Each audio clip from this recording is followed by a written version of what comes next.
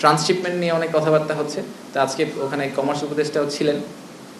তো আমরা এটাকে আসলে একটা অপরচুনিটি হিসেবে দেখছি, নট নেসেসারিলি যে ট্রান্সশিপমেন্ট চলে যাওয়াতে আমাদের খুব লাভ হয়েছে সেটা আমি বলছি না। আমি বলছি এটাকে অপরচুনিটি এই কারণে, আমি জানি না আপনারা এই পুরো সিচুয়েশনটা জানেন কিনা, সেটা হচ্ছে যে আশুলিয়াতে যদি একটা ফ্যাক্টরিতে বা গাজীপুরে একটা ফ্যাক্টরিতে একটা টি শার্ট প্রডিউস করা হয়, সেই টি শার্টটা বিভিন্নভাবে, ধরেন আমরা যারা নিয়ে অনেক কথা বলবো, let's take Zara as an example.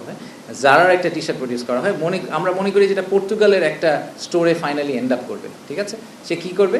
তার হাতে কয়েকটা অপশন আছে। একটা হচ্ছে সে আশুলিয়া থেকে ঢাকা এয়ারপোর্টে আসবে, তারপর ঢাকা এয়ারপোর্ট থেকে ফ্লাই করে পর্তুগাল যাবে, পর্তুগাল যেয়ে বা পর্তুগালের কোনো ওয়্যার হাউসিং একটা সিটিতে যাবে, সেখান থেকে ওই স্টোরে চলে যাবে। আরেকটা অপশন হচ্ছে সে ট্রাকে করে কলকাতা যাবে বা ট্রাকে করে দিল্লি যাবে, সেখান থেকে ফ্লাই করে সে ওখানে যাবে। তো যখন সে ট্রাকে করে আরেকটা দেশে যাবে, ওখানকার এই যে অপারেশনাল চার্জ, এয়ারপোর্ট চার্জ, সব চার্জ কিন্তু ওই দেশ পেয়ে গেল।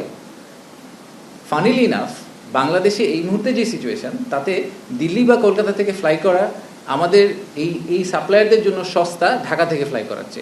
How is that possible? I have no idea. আমরা গাজীপুরে প্রডিউস করে ঢাকা থেকে ফ্লাই করে নিয়ে যেতে পারছি না, কিন্তু দিল্লি বা কলকাতা থেকে আমরা আরও সস্তায় নিয়ে যেতে পারি। এই কারণে লোকজন ট্রান্সশিপমেন্ট করতে চায়। তো এইটাকে আমি এই কারণে অপরচুনিটি হিসেবে দেখি যে আমাদের তো এখন অপশন নাই, আমরা এখন আর কলকাতা দিল্লিতে যেতে পারবো না। আমাদের ঢাকা এয়ারপোর্টকে আরও অনেক এফিসিয়েন্ট করতে হবে, তাহলে আমরা বিজনেসটা লুজ করবো। তো ঢাকা এয়ারপোর্টকে এফিসিয়েন্ট করার একটা সুযোগ পাওয়া গেছে, সিলেট এয়ারপোর্টকে এফিসিয়েন্ট করার সুযোগ পাওয়া গেছে, সৈয়দপুর, কক্সবাজার, লালমনিরহাট, বেশ কয়েকটা এয়ারপোর্টকে রিইউটিলাইজ করার একটা সুযোগ পাওয়া গেছে। সো এই অপরচুনিটিটাকে হাতে নিয়ে আমরা ট্রাই করব যে এই ধাক্কায় আমরা কোনোভাবে এয়ারপোর্টগুলোকে আরেকটু এফিসিয়েন্ট, আরেকটু অ্যাক্টিভেট যদি করতে পারি, তাহলে হয়তো আমাদের ওভারঅল ইকোনমির জন্য this will turn out to be a good outcome in the long run. Port connectivity বলতে আমরা বুঝি যে চিটাগংয়ে আমাদের যে কয়টা পোর্ট, একটা চিটাগংয়ের এই মুহূর্তে একটা বড় পোর্ট হচ্ছে চিটাগং পোর্ট, যেটা মেইন পোর্ট যেটাকে আমরা বলি। এর সাথে লালদিয়া, পিসিটি, এরকম বেশ কয়েকটা নদীর উপরে পোর্ট আছে, কিন্তু এগুলো কিন্তু সব নদীর পোর্ট। বাংলাদেশে কোনো সামুদ্রিক পোর্ট নেই। So let's start with that. আমরা বে টার্মিনাল নিয়ে অনেক দিন ধরে কথা বলছি। সিঙ্গাপুরের একটা কোম্পানি আছে, দুবাইয়ের একটা কোম্পানি আছে, পিএসএ এবং টিপি ওয়ার্ল্ড, তারা অনেক দিন ধরে চেষ্টা করছে।